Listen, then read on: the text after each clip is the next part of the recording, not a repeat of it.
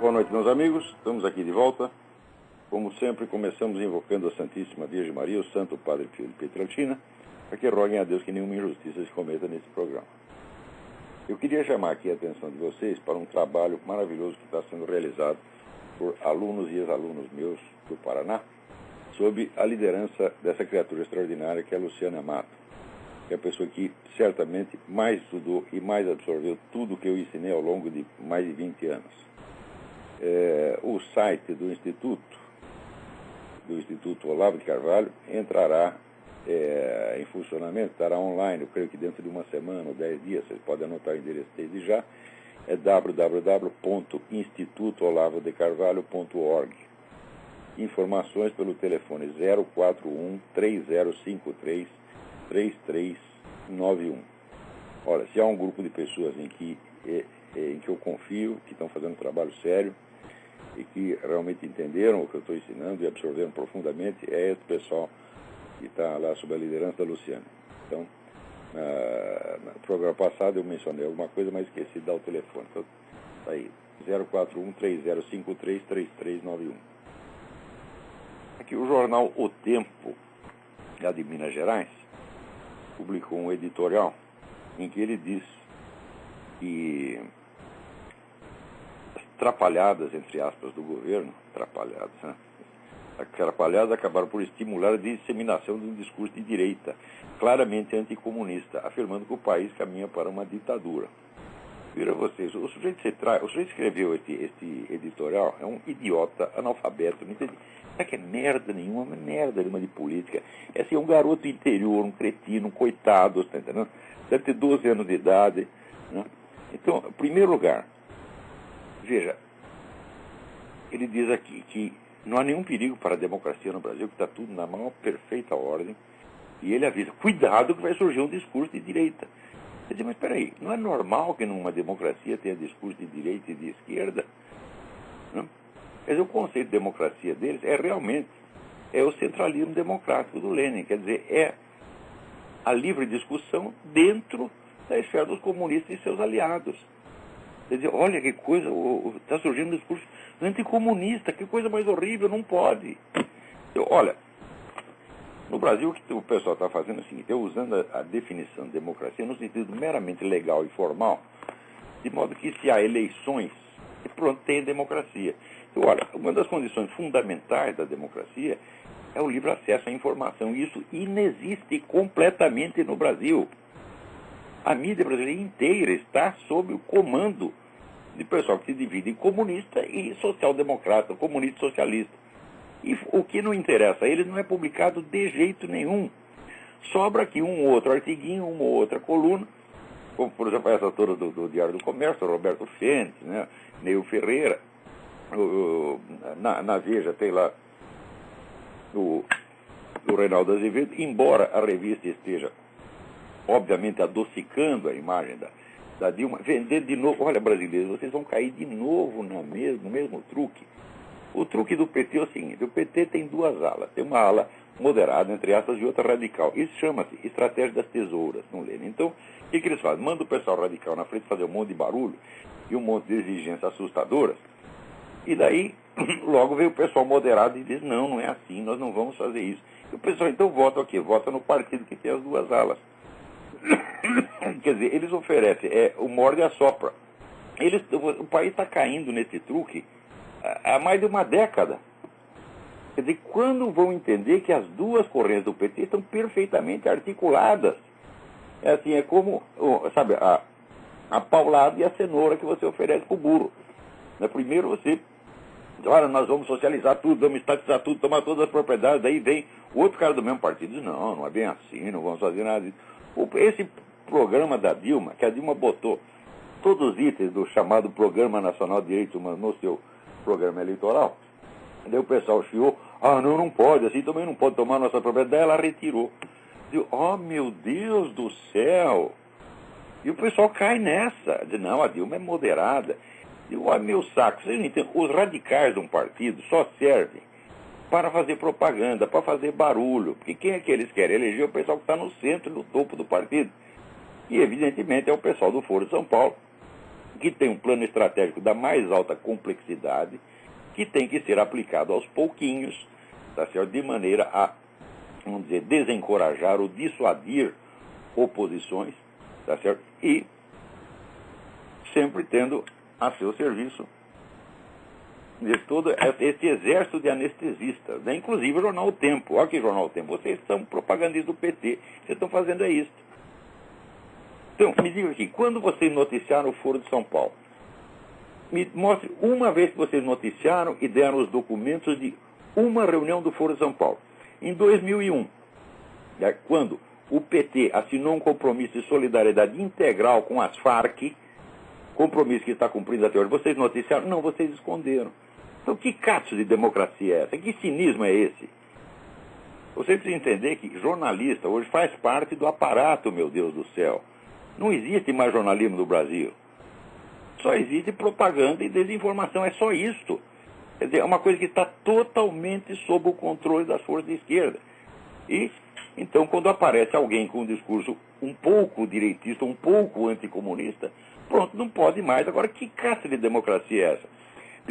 Pelo seu conceito de democracia, por exemplo, um Churchill na Inglaterra jamais poderia sequer apresentar candidatura, porque ele vinha com um discurso de direita claramente anticomunista. O Ronald Reagan jamais poderia ser candidato a vereador, porque se aparecesse um sujeito com o discurso do Ronald Reagan chamando a União Soviética de império do mal, para ser candidato a vereador em São Tomé das Letras, imediatamente esse putinho de O Tempo quer dizer, olha aí um discurso de direita surgindo, olha que perigo.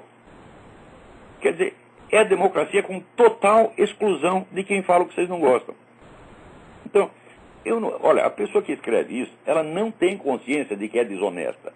Quer dizer, é o vigarista visceral, vigarista de nascimento. Todos vocês, diretores e redatores de O Tempo, redatores de editorial, evidentemente, na redação pode ser pessoa honesta. Os donos desta merda, diretores, vocês estão tudo trabalhando para o PT, tá certo? E disfarçando e fingindo que o total controle de informação e a total exclusão do discurso desagradável é democracia. Isso aqui é empulhação, é vigarice. É evidente que não dá nem para discutir com um idiota desse, né? Mas ele tem que informar vocês do que está se passando. Porque esse tipo, vamos dizer, de linguagem tranquilizante. Olha aqui, mais para dentro o que o sujeito diz. Não, ele não tem ditadura nenhuma. O que tem é aquilo que o jornalista Fernando Ibarra Silva chamou de condomínio ou consórcio de poder. A reunião de forças interessadas na atual estrutura de governo. Desse condomínio participam partidos, empresários, sindicalistas e funcionários do Estado. O poder está distribuído entre tantos beneficiários que ninguém pode pretender ter hegemonia. O condomínio é a maior garantia de que a legalidade não será desrespeitada. Mas esse condomínio é a definição de uma ditadura, meu Deus do céu. Olha aqui, estuda um pouco de história, o moleque analfabeto. Estuda como foi o regime nazista. O regime nazista estava dividido exatamente assim. Tinha o grupinho do Goebbels, tinha o grupinho do Göring, tinha não sei o quê, de maneira que ninguém tinha hegemonia. Ninguém. O Hitler personificava o quê? A conjunção desses vários grupos de interesse. E é por isso que ele estava lá em cima. Mas ninguém tinha hegemonia lá dentro. Né? Então, aliás, a mesma coisa pode acontecer em qualquer ditadura. Na nossa ditadura militar, não tinha o grupo dos moderados e o grupo da linha dura, e eles tinham que dividir o poder. Quer dizer, a mera divisão do poder entre grupos interessados é democracia. Ora, vai tomar no cu, vai chupar uma piroca, até que você sabe o que é uma, porra. É? Não é possível discutir com essa gente. Agora, esses caras, moleques como este, não interessa a idade, pode ser um moleque de 70 anos, continua sendo moleque, tá certo? Porque analfabetismo, meu filho, é uma coisa que uma vez que você contraiu, o analfabetismo não é natural no ser humano, ele é contraído. Você contrai depois que você aprende a ler. Né? Depois que você aprendeu a primeira letra, você faz um compromisso sagrado de nunca entender merda nenhuma. E você se mantém fiel a isso até o seu último dia. Agora, são pessoas assim que dominam a formação de opinião no Brasil. Isso é uma catástrofe.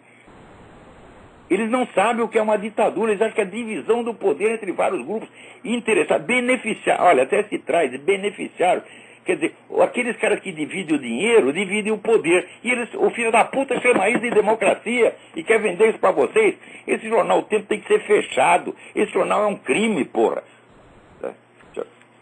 Olha, eu não entendo. Olha, tem que fazer uma campanha assim, nunca mais comprar jornal, porra. Nenhum jornal brasileiro, olha, eu tô no último jornal onde a gente tem um pouco de liberdade. No Diário do Comércio, nunca mexeram, não cortam os meus artigos, não me boicotam, eu estou falando lá o que eu quiser. Tá certo? Então, mas é o último.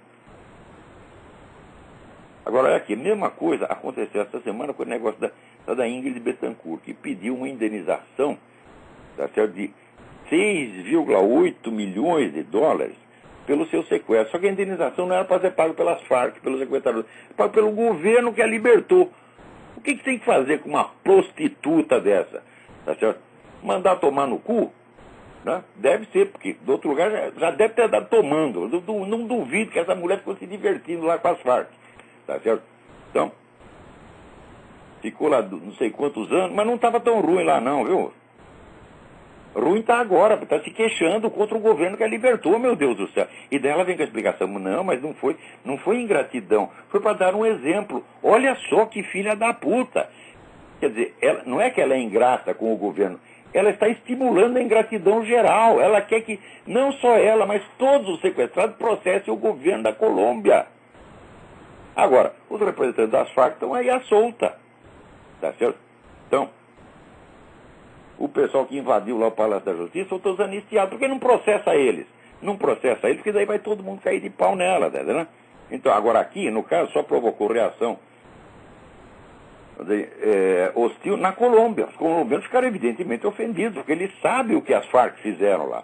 Eu vi na rua de Bogotá, um monte de cara preto, que morar numa região lá ocupada pelas Farc, são agricultores. As Farc botou tudo isso para fora. E eles foram para Bogotá para ser mendigo. E está lá cada um com um cartaz, expulso pela Farc, me dá um dinheirinho. Então, agora isso aí não é racismo, não. Isso aí não, de maneira alguma. Na esquerda não tem racista. Né? Eles podem dizer o que quiser, tá certo? O próprio Karl Marx chamava preto de raça inferior, né? Mas não é racista. Então o racismo provavelmente o único racista sou eu, porra. Agora, aqui, o William Medeiros, ele se refere ao programa em que eu falei que o inventor da organização de militância foi João Calvino, na Suíça protestante, e ele me pede mais informação. Por favor, me indique quando encontro mais sobre esse tema relativo a Calvino. Olha aqui, vou recomendar para você, para todo mundo, um livro que é um clássico dos estudos historiográficos, que se chama The Revolution of the Saints, a Revolução dos Santos. Subtítulo é Study on the Origins of Radical Politics. O autor chama-se Michel Walzer, W-A-L-Z-E-R. Isso foi publicado pela Harvard University Press em 1965. Não sei se teve outras edições, é o que eu tenho. É ainda a primeira, mas deve ter tido outras edições. The Revolution of the Saints, de Michel Walzer. Não deixe de estudar esse livro, isso é uma maravilha, maravilha. E eu acho que assim, é um livro tão fundamental que sem ele não dá para entender nada do negócio da mentalidade revolucionária. Então, note bem, o programa, o conteúdo da doutrina de Calvino em si mesmo nada tinha de revolucionário, mas ele foi o sujeito que pela primeira vez descobriu que a sociedade civil organizada, ele não tinha esse termo foi surgido depois com Antônio Gramsci, que a sociedade civil organizada era a grande força política. Então ele criou o que hoje se entende por militância, né? Em que a sociedade se dividia em duas camadas. A militância, que mandava em tudo, comandava tudo, e o resto da população que tinha que obedecer. Então ele instaurou lá um regime totalitário na Suíça. Onde, note bem, veja como ele estava antes. Ele antecipou os tempos, fiscalizava a vida particular das pessoas. Que é uma coisa que nem na Rússia Soviética. Na Rússia Soviética não se perguntava quem estava comendo quem. Mas ali na Suíça do Calvino, e depois hoje em dia, né, nas democracias modernas, todo mundo o governo tem que saber tudo. Quem o sujeito comeu, para quem ele deu, né? Se bebeu, o que você comeu, se você... né? Está dando açúcar, comida, né, doce para suas crianças. Você é um inimigo do povo, né? Agora, hoje em dia os camaradas nem disfarçam mais. Né? O assessor do Obama, o principal assessor do Obama para assuntos de ciência, John Holdren, né? Ele fez um apelo público para que os Estados Unidos desistam da sua soberania e cedam ao regime planetário. Note bem, hoje em dia você fala de governo mundial, ainda tem idiota como esses filhos da puta do tempo, tá certo? Que o último livro que leram foi 50 anos atrás, se é que leram algum dia, não sabe nada do que está acontecendo, e ainda chama isso de teoria da conspiração. Seu puta que pariu! Já está tendo apelo público, quer dizer, o cara é um ministro do Obama. Ele diz, olha, os Estados Unidos têm que ceder a sua soberania ao regime planetário. O regime planetário, acrescenta a ele, armado de poder militar para forçar, para impor limites ao crescimento populacional. Ou seja, vai ter uma polícia mundial impedindo você de fazer filho. É isso que o filho da puta quer. E ele já está apelando para que o governo americano ceda a sua soberania aos órgãos da ONU que já existem para isso. Esses órgãos devem ser armados, segundo ele, deve ter uma força militar de escala mundial para controlar o crescimento da população, que é a obsessão desses filhos das putas. Olha, meu filho, se podia surgir um cálculo aí, se você espremesse toda a população mundial no estado da Califórnia, ainda ia sobrar um bocado de terra para cada um. Tá certo? Essa história de crescimento populacional, quando você ouve isto, né, fique sabendo que você está falando com um emissário da nova ordem mundial mesmo. O que eles querem não é controlar o crescimento populacional. Eles querem controlar tudo. Querem controlar o que você come. Já ouviu falar do índice alimentário? No índice alimentário, o que vai acontecer? As drogas pesadas, cocaína, vai ser tudo liberado. E os suplementos vitamínicos vão ser controlados como drogas. Você quer tomar vitamina C? Você não vai tomar vitamina C sem uma receita médica autorizada com o carinho do governo. Quer dizer, é a concentração total de poder em escala mundial. Esse programa está sendo realizado na nossa cara. E ainda tem filha da puta que vem dizer que isso é teoria da conspiração. Pô, não dá para discutir com um cara desse. Antigamente eu tentava provar as coisas. Mas já está tão provado, né? A pilha de documentos é tão grande que eu sei que o filho da puta não vai ler nunca. Então é assim, o total ignorante julga o sujeito que sabe e bota lá um carimbo, a teoria da conspiração, é anticomunista, é direitista, isso não pode. Na democracia brasileira não pode. Só pode puxar o saco, né? E participar, vamos dizer, do consórcio dos beneficiários. Quanto vocês estão levando com isso aqui? Vocês estão nos beneficiários também? Ou vocês estão falando a favor deles só por caridade? Né? O tempo não leva a propaganda do governo, não? Ora, porra. E olha, o brasileiro tem muita paciência com esse tipo de coisa, muita paciência, muita tolerância demais.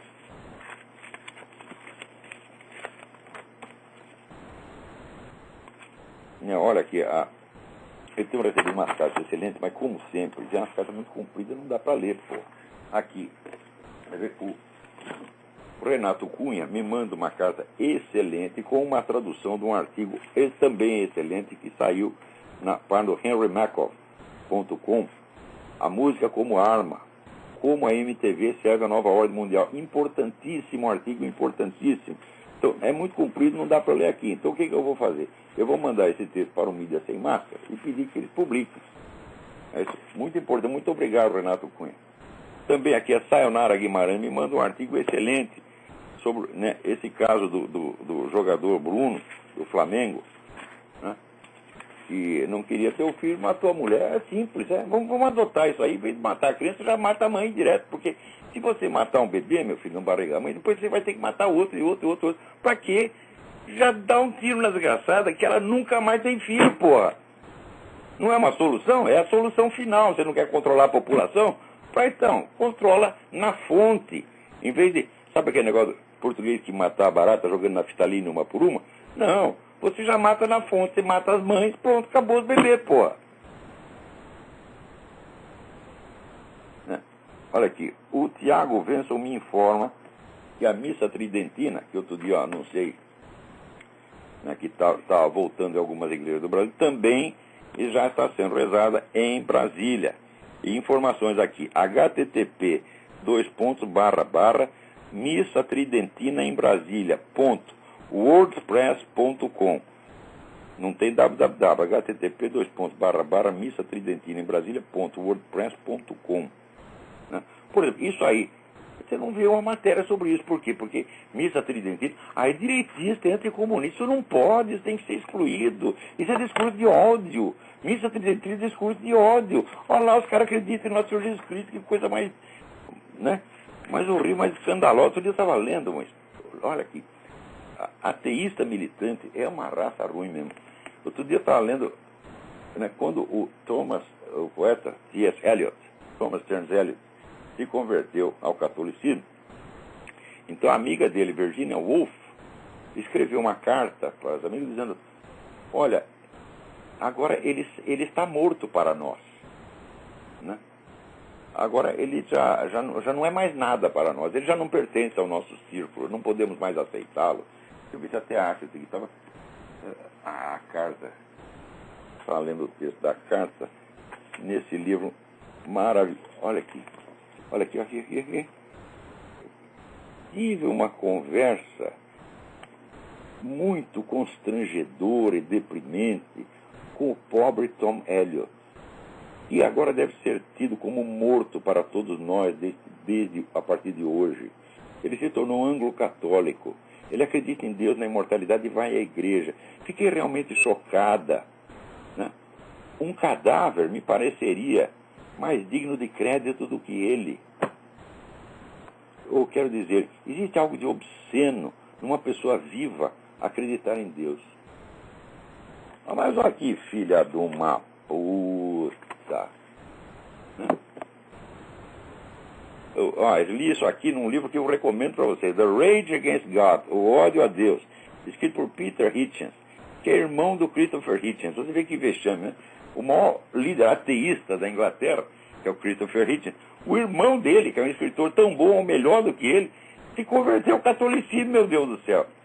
E aqui ele conta a história da sua juventude ateísta. Quando ele tinha 17 anos, ele tocou fogo da Bíblia dele, Bíblia que a mãe dele tinha dado para ele. Agora estou livre, queimei a Bíblia, agora vou fazer a porra que eu quiser. E queimou a Bíblia e começou imediatamente assim, a bater nas pessoas, comer a mulherada toda, tomar droga, tá entendendo?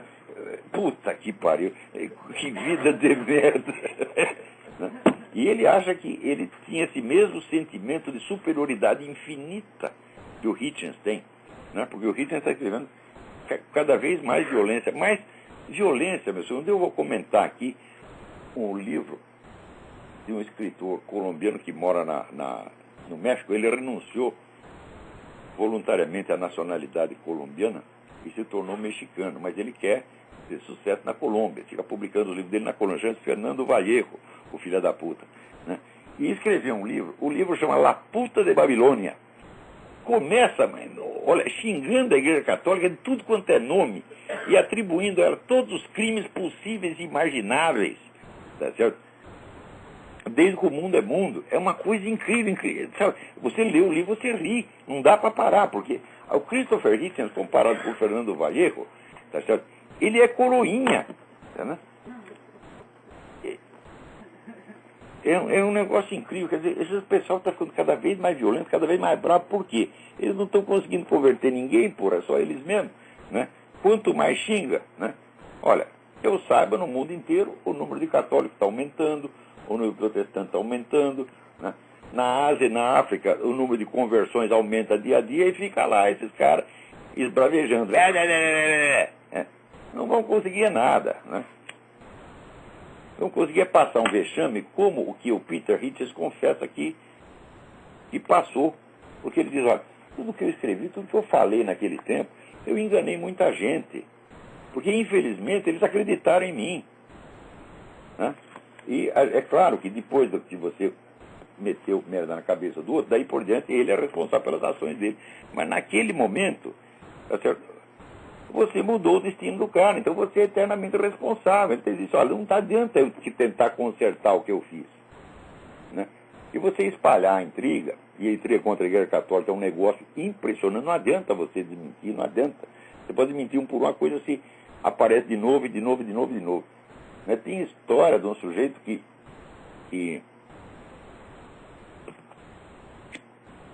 vivia fazendo intriga, e um dia ele se arrependeu. E daí que ele era judeu, foi falar com o rabino. Rabino, queria saber o que eu posso fazer para consertar a merda que eu fiz. Daí o rabino disse, é fácil. Você pega um monte de papel, jornal, picota tudo em pedacinho, põe dentro de um saco. Daí você sobe no prédio mais alto da cidade e joga os pedacinhos de papel ao vento. Daí o cara foi lá e fez isso. Daí voltou o rabino. E agora, rabino? Bom, agora tu vai lá e cata os papelzinhos. Você tá vendo? A intriga é assim, meu filho. É que nem você jogar um monte de papelzinho no vento. Nunca mais vai dar para você voltar atrás, né? Hoje já voltou, por exemplo, voltou um filho da puta aí dizendo que o Olavo de Carvalho é nazista. Ele escrevia na revista Humanos, que é uma revista antissemita. Escrevia na Humanos o caralho, meu filho. Tá certo? Então os caras de uma editora disseram, olha, nós vamos lançar uma revista chamada Humanos, queria lá publicar, reproduzir um capítulo do seu livro Imbecil Coletivo. Pode? Ele pode. Eu deixo todo mundo reproduzir qualquer coisa, porque mais um a mais, um a menos. Pô, eu não podia saber como era a revista, porque a revista não existia ainda, eles iam lançar. Então como é que eu podia ler o conteúdo da revista, né? E, olha, mesmo que a revista fosse nazista, comunista, pedófila, etc, etc, eu digo, olha, você não alterando o meu texto, pode publicar. Não tem nenhum problema. Eu sempre deixo todo mundo reproduzir tudo, e você só coloca a fonte, eles colocar. Daí, outro filho da puta foi lá falar, tem um instituto, olha, já criaram, tem um instituto em Israel, que vive fiscalizando o negócio de antissemitismo no mundo. E tem um filho da puta qualquer no Brasil, que eu não sei quem é, que vive mandando fofoca minha, né? Então, hoje me chegou aqui um negócio de 2001, que disse, olha, o Olavo de Carvalho, ele relativizou o Holocausto, porque ele disse que também tem que levar em conta os crimes da União Soviética.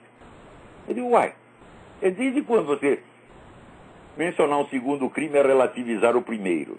Isso em primeiro lugar. Segundo lugar, a União Soviética foi muito culpada pela ascensão do nazismo. Se não fosse a ajuda soviética, jamais existiria, tá certo, a força militar alemã. Sem a ajuda soviética, o Hitler jamais teria passado um demagogo de subúrbio. Mas, com a ajuda que deu para montar uma força militar capaz de aterrorizar a Europa, daí virou um problema e daí começou o Holocausto. Então, isso quer dizer, ao governo da União Soviética foi culpado pelo Holocausto. É isso que eu estou falando. Então isso aí agora é relativizar o Holocausto a meu saco, né? Outra vez também mandaram uma outra fofoca, eu já não me lembro o que é. Ah, eu sei. Aqui, o Olavo pegaram o artigo que o Jânio Cristaldo, ele bosta do Jânio Cristaldo, publicou um artigo antissemita no Mídia Sem Máscara. Olha, eu não fiscalizo o Mídia Sem Máscara. Eu criei o Mídia Sem Máscara, eu oriento de longe a política geral da coisa, mas não fico fiscalizando artigo por artigo.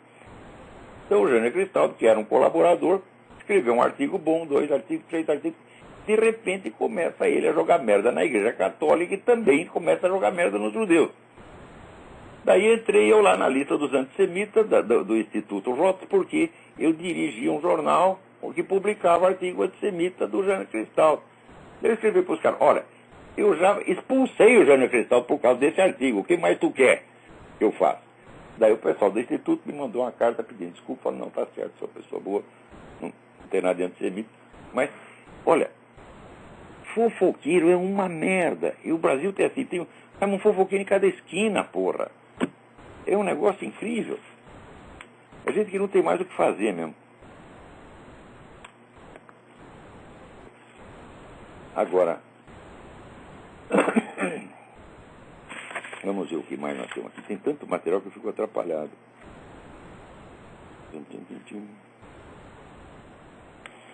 Aqui, ó. O Soraya Malafaia Gomes foi minha aluna em São Paulo. Tudo bem, Soraya? Me manda aqui uma informação de que o colunista da Veja entrevistou o cineasta Daniel Moreno, que dirigiu o documentário Reparação.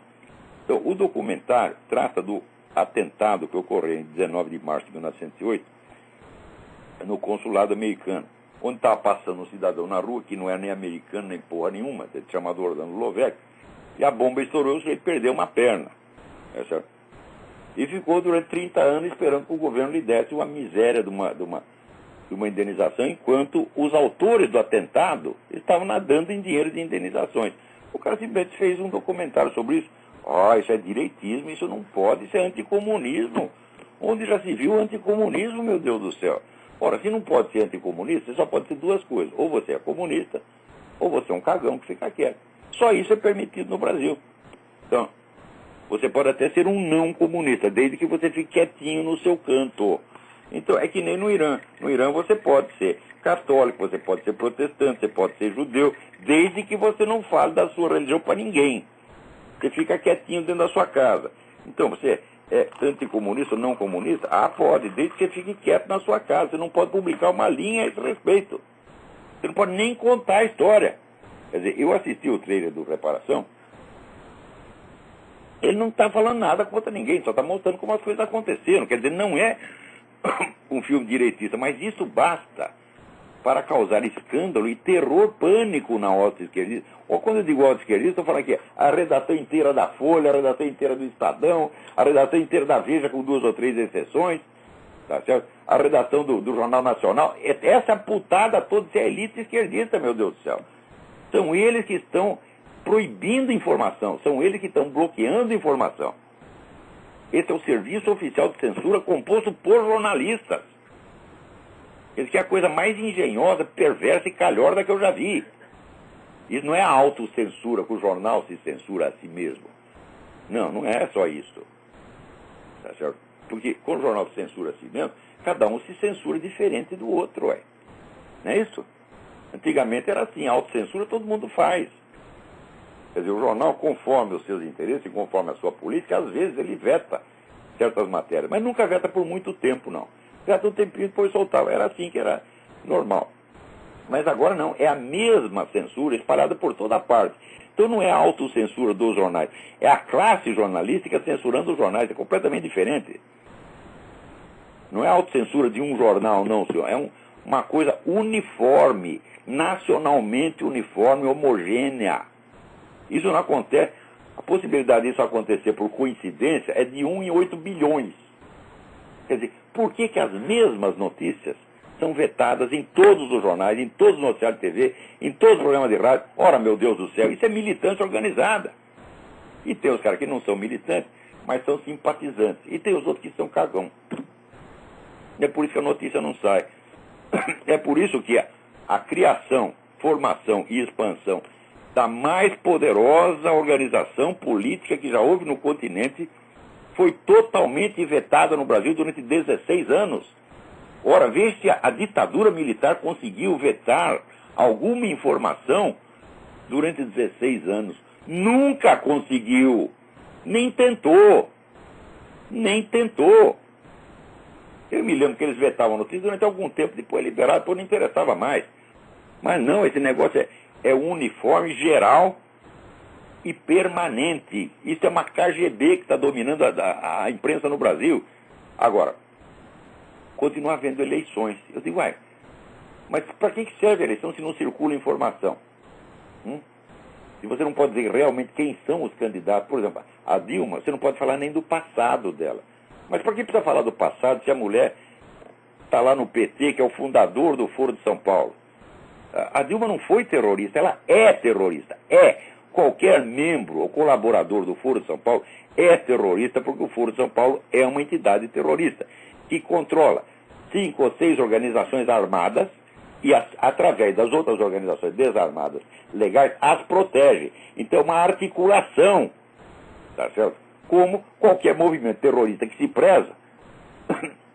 Dentro de uma organização terrorista, quantos pegam em armas? 1%, 2%, se tanto. 99% está em outros serviços. Serviço de ordem política, serviço de proteção judiciária, etc, etc. Serviço de organização, de intendência, etc, etc. Então, o Foro de São Paulo, ele tem as suas agências armadas, como o FARC, o MIR, etc, etc, cuja linha de ação é determinada nas próprias assembleias do Foro de São Paulo, que depois as protege e impede que elas sofram qualquer represália judicial. E a coisa está funcionando. Por exemplo, na Colômbia, tudo quanto é terrorista está na rua. Quem está na cadeia? Os soldados que os prenderam. Então é isso que gente como essa turma do jornal O Tempo está chamando de democracia. Agora, para não dizer que tudo é merda, Aqui, a Cleonice Maria de Lima Guimarães Correia, né, me informa, me chama a atenção para o site www.professoradepapel.com.br, onde mostra o método e a prática e os bons resultados obtidos por essa grande pedagoga brasileira, que foi a mãe dela, Cleonice Orlando de Lima. Eu já tinha ouvido falar disso faz tempo, não sei porquê. O assunto acabou sumindo da minha cabeça. Mas olha aqui, isso é uma oportunidade de vocês verem que nem todo mundo no Brasil é picareta que nem esses ministros da educação e secretários da educação. E estão lá só para proteger aluno que mete fogo na cabeça da professora, né, aluno que fuma maconha dentro da escola, né, ou então para favorecer esse pessoal que quer ensinar a garotada, né, o exercício passivo da proctologia, né? Então,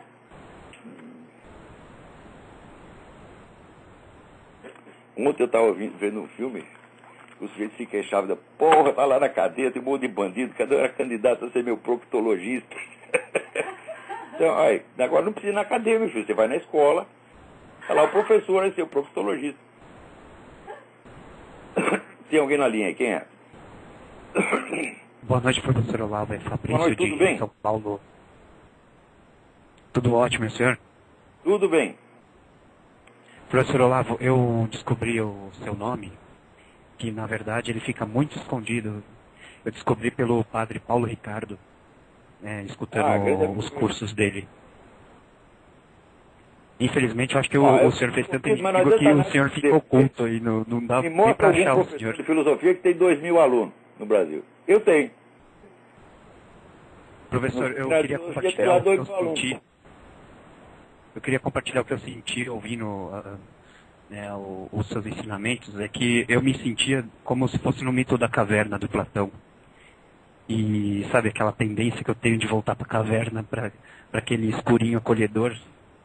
Porque as coisas que o senhor revela são assustadoras. Você está no escurinho para sempre. Então lê a Folha de São Paulo todo dia, você vai para o escurinho e nunca mais sai. Nossa, jamais. Pode ler o Tempo também, o Tempo de Belo Horizonte. E uma coisa que eu ficava meio perdido de saber por onde começar a estudar filosofia. E aí agora eu comecei a entender que não fugir dos clássicos. Essa é a primeira coisa. Não? Mas olha, eu inventei o seminário de filosofia para responder essa questão. Quer dizer, se eu conhecesse algum bom método de introdução à filosofia, eu recomendaria, mas eu atualmente não conheço nenhum. Então eu inventei um. E está funcionando. Eu comecei a dar uma lida naquele livro da Marilena Chauí. Mas eu vi que ela começa a fazer umas metáforas muito para criancinha. Mas é para criancinha mesmo. Não é só para essas criancinhas da escola gay. Tá bom, professor, eu só queria intervir e partilhar o que eu senti aí ouvindo o senhor. Então, muito obrigado pela sua atenção. Fica com Deus, tchau, tchau. Você também. Tá aqui, ó, a carta da Cleonice Maria Guimarães Correia. Gostaria que o nosso respeitado professor filósofo olhasse o site www.professoradepapel.com.br, que trata do método professor de papel, escrito por uma professora que desenvolveu o método de alfabetização dentro de sala de aula, o qual está em prática há 20 anos e é utilizado por professores e pais de alunos no Brasil e por brasileiros que desejam alfabetizar os filhos em português e residem no Japão, Portugal, Estados Unidos e África. O método é totalmente independente, não tem editor, não tem distribuidor, e as próprias professoras vão aderindo sem publicidade por causa dos excelentes resultados. Olha, educação é isso, educação é resultado. Né? Ó, quer ver? Agora está o meu ex-aluno Guilherme Mota, está lá brilhando no IFIX, apresentou a tese completamente inédita sobre Platão. O pessoal tem tudo que baixar a cabeça desse senhor, você tem razão. Por quê? Porque o Guilherme sabe alguma coisa e eles não sabem merda nenhuma. Então, aqui, alguém me manda uma carta, o Leonardo Pratas. Qual a sua opinião acerca dos integralistas no Brasil? Olha, eu acho o seguinte,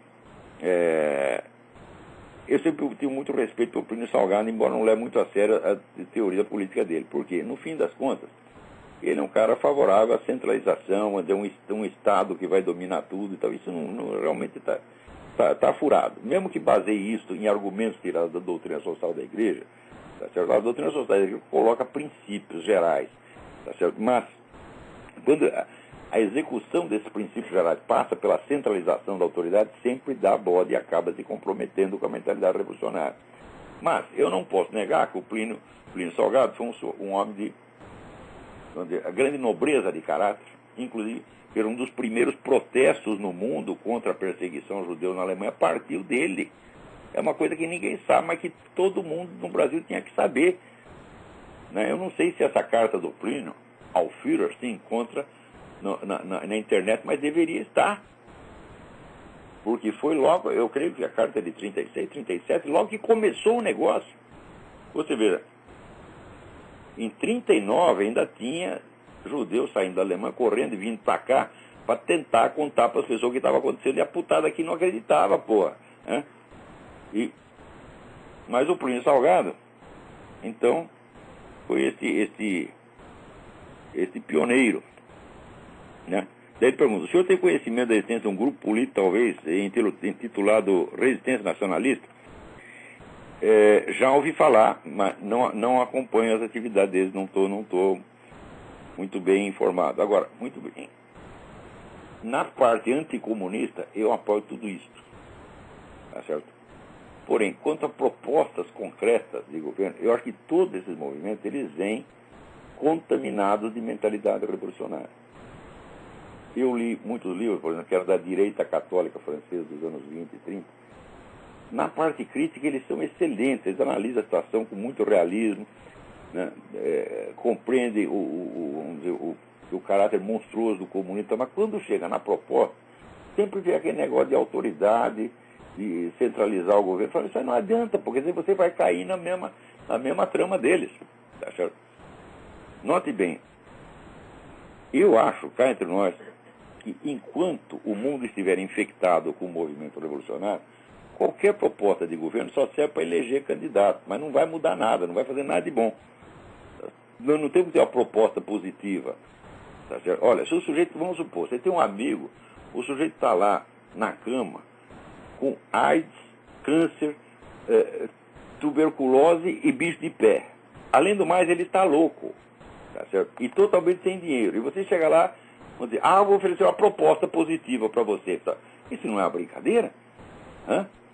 Você tem que primeiro defender o sujeito contra o perigo iminente, porra. Proposta positiva é depois. Né?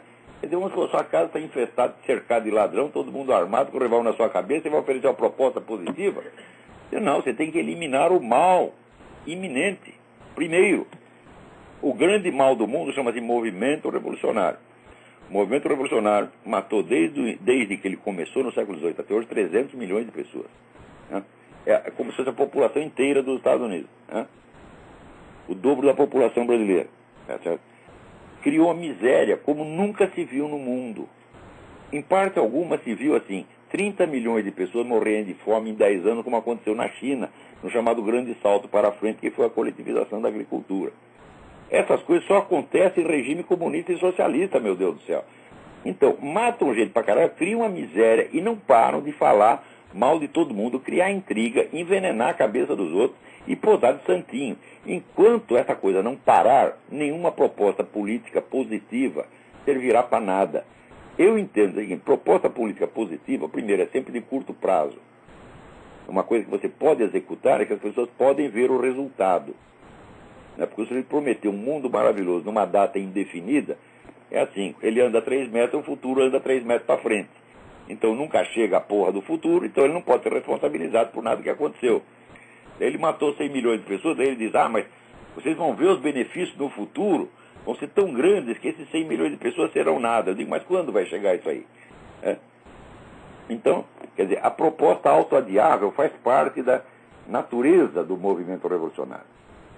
Você vê na América Latina há quanto tempo esses caras estão prometendo coisa. E quando eles tomam o poder, eles dizem, não, mas não é o socialismo ainda. Por quê? Porque eles nunca acham que tem o poder suficiente. Olha, está vendo agora o jornal O Tempo? Existe um consórcio que domina o poder. Consórcio dos beneficiários. E ele não acha que isso é ditadura, eles acham que isso é democracia. Quer dizer, nenhuma quantidade de poder é suficiente para eles se sentirem responsáveis pelo que estão fazendo. Tem alguém na linha? Quem é? Alô? Boa noite, professor. Boa noite. Oi, boa noite, professor. É Fernando aqui de São Paulo, tudo bem? Fernando, tudo bem? Tudo jóia. Professor, eu tive fazendo um levantamento de livros aqui em São Paulo, várias enciclopédias sobre a história do século XX, inclusive algumas do Reader's Digest, né? Agora, é incrível, professor, a gente pode dizer que pelo menos da segunda metade do século XX, toda a história foi escrita pelo movimento globalista, porque a visão é muito unificada sobre o fato de guerra do Vietnã, o Watergate, foi praticamente escrito por esses caras, né? É um negócio incrível, incrível, incrível. A capacidade de falsificação que esse pessoal tem é monstruosa, porque não é uma coisa individual, são coletividades organizadas. Você veja, aqui nos Estados Unidos, por exemplo, começou em 1930, esse pessoal começou com a ideia de descristianizar os Estados Unidos. Então, para isso, o que eles tinham que fazer? Tinham que provar que as instituições americanas não tinham nada a ver com o cristianismo e que os pais fundadores, founding fathers, não eram cristãos, eram apenas deístas como Voltaire. E lançaram essa porra, e isso se impregnou e é ensinado nas escolas. Quando você vai ver, a coisa é 100% mentira. Eu já citei aqui o livro do Benjamin Morris, que é sobre a caráter e natureza cristã das instituições dos Estados Unidos, que é um livro de 1000 páginas cheio de documentos. Agora, por exemplo, a ideia de que George Washington não era um cristão, era apenas um deísta, é ensinado em todas as escolas. Acaba de sair um livro aqui, de 1.200 páginas. Peter Lillback, Lillback. George Washington's Sacred Fire, o fogo sagrado de George Washington.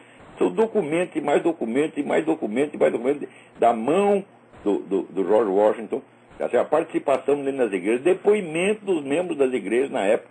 Quer dizer, olha, são 1000 páginas de prova de que o homem era muito cristão, sim. Quer dizer, no entanto, você pensa que a prova vai adiantar alguma coisa? Não adianta, os caras vão continuar mentindo, porra. Então, enquanto a gente não decidir desarraigar do mundo a mentalidade revolucionária, isso não vai parar. Nós temos aqui que criar rejeição a essa gente. Quando o cara vem com uma ideia, você vê que está contaminado de mentalidade revolucionária, você tem que mandar tomar no cu e não ouvir mais. Fala, não quero saber da sua conversa. Essas pessoas têm que ser rejeitadas. Tem que ser estigmatizadas. Tá certo? Assim como eles não gostam, tem que estigmatizar eles também, porra. Porque, professor, por exemplo, se o senhor pega um livro de um cara que é insuspeito, como Paul Johnson, por exemplo, com Tempos Modernos, ele não consegue detectar, embora ele conte uma outra versão, muito mais próxima da realidade, ele não consegue detectar ao longo do livro o movimento globalista, né? Não pega. Como se a pessoa estivesse dentro e não consegue enxergar o macro, assim, mesmo sendo um pensamento crítico como católico, que ele não consegue pegar isso, é incrível isso. E você vê que a linguagem dos debates públicos, a linguagem das ciências humanas, a linguagem da política, etc., o indivíduo não pode inventá-la, ele tem que usar os recursos vocabulários que estão aí circulando. Então, um movimento que abrange milhões de pessoas, ele determina os padrões de linguagem, vocabulário, o quadro de referência, e é preciso ser um gênio para escapar disso aí. Pouquíssima gente escapa. Mas nós temos que criar um movimento contrário e acabar com essa merda. Tem que rejeitar esses caras, em primeiro lugar, na alta cultura. Porque, você vê, mesmo governos de direita, que perseguem comunistas, coisas, deixam os caras tomar conta de movimento editorial, de universidade. Sei lá, a nossa chamada ditadura entregou as universidades para esses filhos das putas. Tá certo?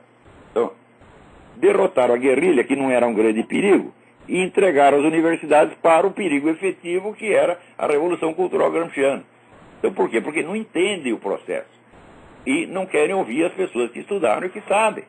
O Brasil está cheio de político de direita, de empresário liberal, de milico direitista, mas cada um deles acha que sabe quando nunca estudou o assunto, meu Deus do céu. Não querem ouvir. Não, o pior mesmo são os professores universitários, que eles usam aquele título de doutorado, título de mestrado, e são as bestas quadradas, são completamente fora da realidade, professor. Como é que é o negócio? O pessoal não sabe o que estudar, né? Mas no Brasil, tem uma maneira... Meu Deus do céu, esse pessoal não passaria. Você pega esses professores brasileiros, professor catedrático, professor titular. O cara não sabe escrever, não domina o próprio idioma, meu Deus do céu.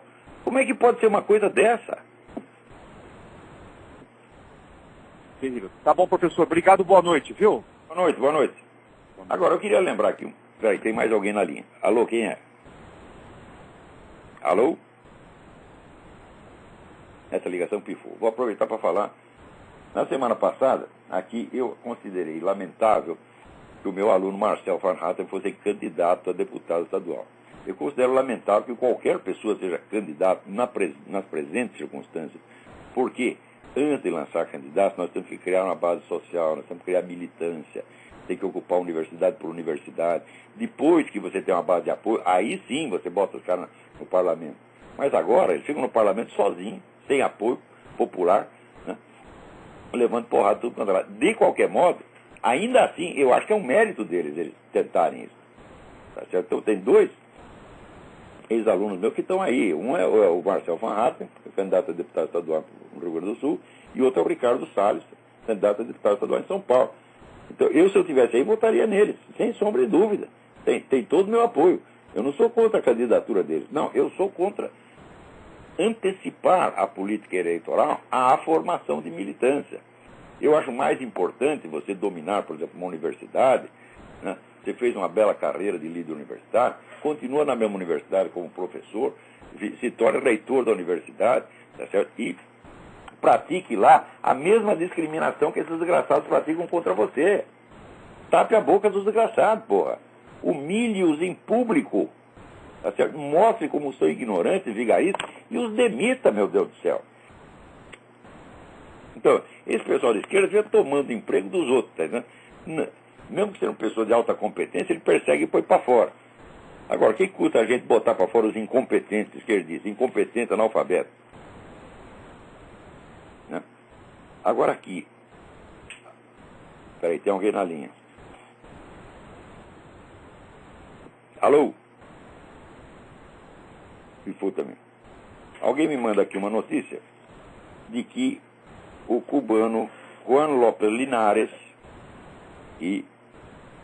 fugiu de Cuba, né? E é professor de matemática na Universidade de São Paulo, USP, em Pirassununga, e fez pós-doutorado em física na Universidade Estadual de Campinas. Ele fugiu de Cuba, mas o filho dele ficou lá. E ele, então, está há 14 anos tentando recuperar o filho. Né? E diz que agora permitiram o ingresso dele em Cuba para visitar o filho. Olha que perigo que esse cara está correndo. É capaz de ficar lá o filho e mais ele. Cuidado. Tá certo? Agora, eu lembro que uns anos atrás, quando teve um fórum social mundial, estava lá em São Paulo aquele filho da puta do Danny Glover, que é um puxa-saco de Fidel Castro, tá certo? Chupador de pica, de comunista, tá certo? Estava lá, e o Juan López Linares, sabendo que ele é amigo do Fidel Castro, foi lá humildemente pedir a ajuda deles. Olha, você é amigo do Fidel Castro, fala com ele para ele liberar meu filho. E o Danny Glover, que é um homem de 2 metros de altura, né, começa a gritar com o cara, xinga. Onde já se viu você sobrepor os seus problemas pessoais, né, ao destino daquela maravilha que é Cuba, né, e está ameaçando bater no rapaz. Né? E daí eu cobrei dos meus amigos hoje, vocês não fizeram nada? Se eu estou lá, eu encho aquele negão de porrada. É claro que ele ia me devolver as porradas, eu ia para o hospital, mas depois processava ele, ficava milionário com indenização, porra. Né? Mas pelo menos um pé no saco do negão eu dava, porra, porque ele mereceu. Né? Onde já se viu, quer dizer, o senhor não tem coração, está lá um pai desesperado, não está falando de política, nada, está pedindo ajuda, pedindo a sua intervenção, você é amigo do homem, fala com ele, para ver se ele libera o meu filho. Quer dizer, foi lá com a maior esperança no Danny Glover, confiou no Danny Glover, e foi recebido com 4 pedras na mão. Mas que filha da puta. Né? E esse cara, Danny Glover, se enche de dinheiro aqui dos Estados Unidos. É impressionante. Né? Curioso esse episódio dele lá, no Rio Grande do Sul, não foi comentado aqui, ninguém sabe o que se passou. Eu até escrevi uma notinha, contei com umas pessoas aqui, mas olha, aqui se um ator que não é comunista, o Mel Gibson, dá um peido, sai, né, em todos os jornais. Agora o Danny Glover ameaça bater no pai de um prisioneiro cubano e não sai aqui, não se noticia. Peraí, tem mais alguém na linha aí. Alô, quem é? Alô, Olavo? Eu? Olá, tudo bom, Eduardo? Tudo bem, Eduardo? Tudo bem, estou ansioso. Esse vídeo do YouTube que você me mandou é de arrepiar os cabelos. Era isso que eu queria comentar. É um velho Então, tá bom, Olavo. na Austrália, Pedófilo orgulhoso. Ele diz, comi os meninos, comerei de novo, vocês vão tudo tomar no cu. O cara é completamente louco. E a lei o protege, pô.